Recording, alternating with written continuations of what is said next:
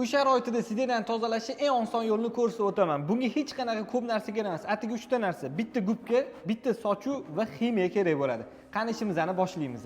Birinchi qiladigan ishimiz gubkamizdagi ximiyamizni sepib olamiz. Unaqa ko'p ximiya ketmaydi.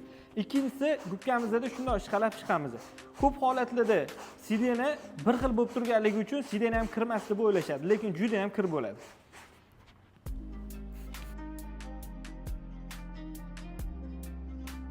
Sidenamiz material bo'lganligi uchun bemalol xohlagan yo'nalishlarda ishqalay yursanglar bo'ladi. Hech qanaqa katushka bo'lib ketmaydi, gubka bo'lganligi uchun. Gubkada tozalashni eng yaxshi taraflardan bittasi materialimizda ko'p ho'l bo'lib ketmaydi. Uy sharoitida qurish ehtimoli juda ham tez bo'ladi. Gubkaga o'tmaydi suvi. Endi sochug'imizni ozgina namlab olgan bo'lishimiz kerak, ko'p ho'l bo'lmasin. Shu yo'nalish bo'yicha bir sidra artib tashlaymiz. Bu narsa nisbatan namliligini olishga yordam beradi.